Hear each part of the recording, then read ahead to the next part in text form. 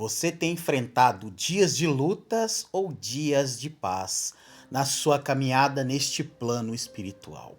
Se você tem enfrentado lutas, esta palavra é para você. Fique até o final dela e você será muito abençoado.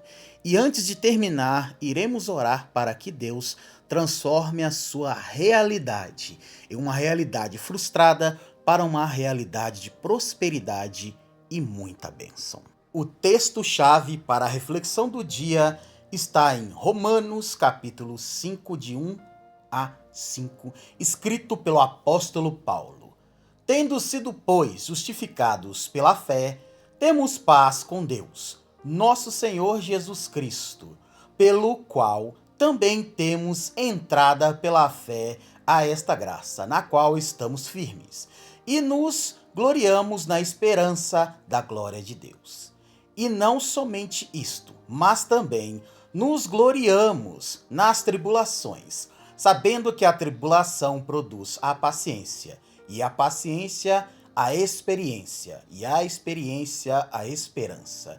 E a esperança não traz confusão. Portanto, o amor de Deus está derramado em nossos corações pelo Espírito Santo que nos foi dado. O apóstolo Paulo traz uma reflexão muito poderosa. Ele fala a seguinte coisa: se você está enfrentando lutas e não está em paz, é motivo para você virar os seus olhos para Deus. Quando estamos em Deus, as lutas podem vir, mas nós não seremos abalados. Nós nunca somos abalados, porque Deus, ele transforma toda a luta, toda a provação em bênção. Se você pegar a história do príncipe e rei Davi, meu querido, antes de se tornar rei, antes de se tornar príncipe, antes de se tornar general, Davi teve que enfrentar sua família, seus irmãos que tinham uma certa inveja dele, porque os seus irmãos viram Samuel ungindo-o como rei em Israel e também viram quando Davi foi lá e cortou a cabeça do gigante. Você está entendendo? Um garoto de 15 anos derrubou um gigante de mais de 3 metros de altura. E sabe por quê? Porque Davi havia derrotado antes um urso, um leão.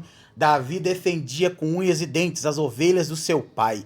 Se um cara defende as ovelhas do pai, seu pai mesmo, pai de sangue, imagina quando este homem ele é ungido a rei, o que ele fará por uma nação.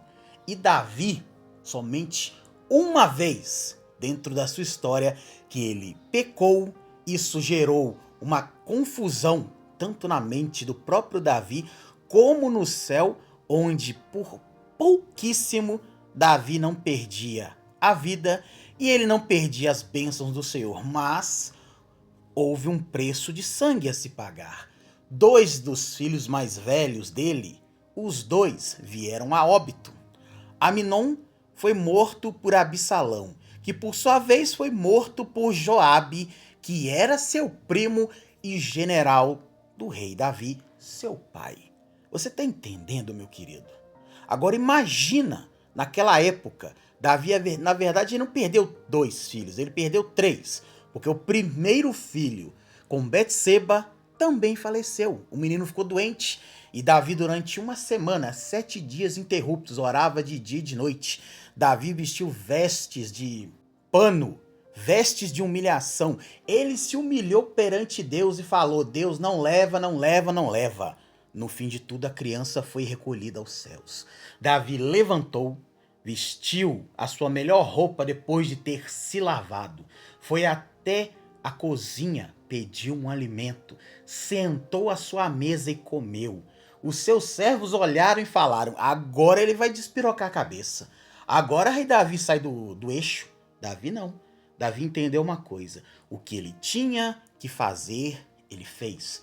Agora era deixar que Deus iria fazer por ele. Entenda uma coisa: nós só vamos até aonde a força do nosso braço nos permite ir. E o resto, deixe Deus tomar conta de tudo. mas tudo mesmo na sua vida. Como eu disse, a força do nosso braço só vai do ponto A até o ponto B. Do ponto B em diante, quem tem que fazer é Deus. Não sou eu, não é você, mas é Deus. Segundo tópico da reflexão de hoje. Está escrita na carta do apóstolo Tiago, no livro de Tiago, capítulo 1, versos de 2 a 4. Meus irmãos, tende grande alegria quando enfrentardes várias tentações, sabendo que a prova da vossa fé opera a paciência. Tenha, porém, a paciência a sua obra perfeita, para que sejais perfeitos e completos, sem faltar em alguma coisa. O apóstolo Tiago nos ensina uma coisa neste segundo tópico. Queridos, enfrentamos dificuldades? Entreguemos na mão de Deus. Ele é o único que é perfeito. É Ele quem nos molda, é Ele quem nos fortalece, é Ele quem nos purifica e nos transforma de dentro para fora. Se hoje você está enfrentando uma luta na área emocional, na área da saúde, na área financeira, material, seja qual área que for, na sua área da família, sabe o que você faz? Você já foi até onde o seu limite foi alcançado. Então, permita que Deus, a partir deste momento, guie a sua vida, guie os seus passos, deixa Ele trabalhar a seu favor. De Gênesis a Apocalipse, você, quando lê a palavra do Senhor, vê que os homens e mulheres que deixaram Deus trabalhar na sua vida foram abençoados. Aqueles que quiseram fazer pela força do seu braço se lascaram tremendamente. Sim, enfrentaram lutas, dificuldades, mas depois que eles reconheceram que Deus era Deus na vida de cada um deles, aí eles se arrependeram e voltaram-se para o Senhor. Quer um exemplo?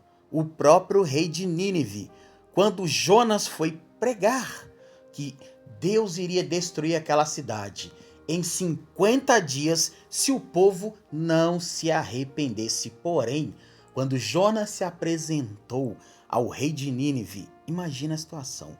O cara ficou 3 dias no ventre de uma baleia, 3 dias, ou de um grande peixe. Você pode chamar do que você quiser. Agora imagine o cara indo até Nínive.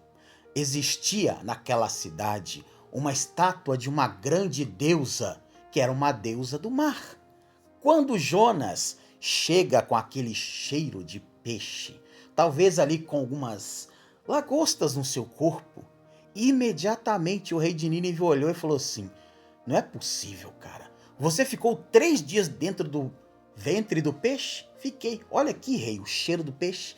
Mas por que você não morreu? Porque o Deus de Israel, a qual eu sirvo, me manteve 3 dias no ventre desse grande peixe para chegar aqui até você e falar a seguinte coisa: junta tu e o povo e se arrependa antes que a mão do Senhor venha. E sabe o que aconteceu? O rei de Nínive imediatamente deu um decreto e disse a seguinte coisa: todos vamos tirar nossa veste, vamos vestir veste de humilhação, vamos jejuar durante 3 dias e vamos orar, vamos todos, inclusive até os animais.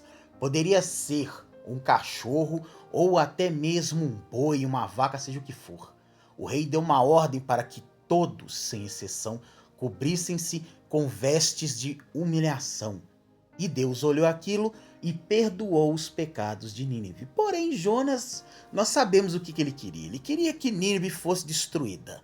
Mas Deus falou com ele, ó: Jonas, não vai rolar não, meu querido. Não vai rolar. Porque quem sabe o que é melhor até para você sou eu. Agora ouça o que o apóstolo Pedro escreveu na sua carta de 1 Pedro, capítulo 1, versos 6 e 7. Em que vós grandemente vos alegreis, ainda que agora importa, sendo necessário que estejais por um pouco contristados com várias tentações, para que a prova da vossa fé, muito mais preciosa do que o ouro, que perece, e é provado pelo fogo. Se ache em louvor e honra e glória na revelação de Jesus Cristo. Pedro, o grande discípulo e apóstolo do reino dos céus, está falando comigo e contigo a seguinte coisa: você acha que você está passando tribulação? Não. Olha para você ver o fogo. O fogo, para chegar no ouro, você tem que esquentar muito bem a fornalha. Porém, para que o ouro ele seja considerado extremamente puro, ele passa por altas temperaturas. Ele é purificado, ele é transformado e leva-se, não são minutos, pode-se até dias, para que retire a impureza do ouro e fique somente o verdadeiro ouro puro. E quantas pessoas que dão a vida por uma pedra de ouro, por uma pepita de ouro. Agora pegue você que está aí do outro lado. Pense da seguinte coisa: eu sou essa pepita de ouro que precisa ser lapidada pelo fogo do Espírito Santo. Porque eu passo dificuldades. Meu vizinho da frente pode passar muito mais. Eu enfrento lutas. Eu nem sei o que está passando na cabeça do meu patrão. Ele pode estar passando por lutas piores do que as minhas. Porque ele tem que pagar fornecedores, tem que pagar o salário de todo mundo. Você já parou para pensar nisso? Então, se coloque no lugar do próximo. Para de achar que você que está aí, você é superior a todo mundo. Você não é. Superior a mim, a você, só tem uma pessoa. O nome dela é Deus Pai, Deus Filho, Deus Espírito Santo. E mesmo assim, o nosso Deus enviou o Filho dele, Jesus Cristo, para morrer no meu lugar e no seu lugar.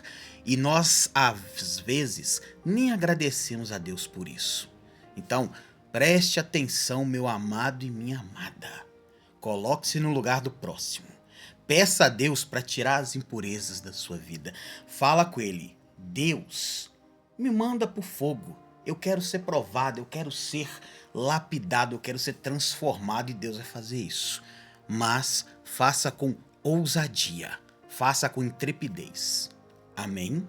Se você entendeu esta palavra, feche os seus olhos por um momento e oremos. Pai querido, Pai amado, em nome de Jesus Cristo, entendemos que não somos nada sem o Senhor. Provações estamos passando todos os dias, mas vamos nos colocar no lugar daquele que está passando por lutas ainda maiores do que esta que nós estamos enfrentando.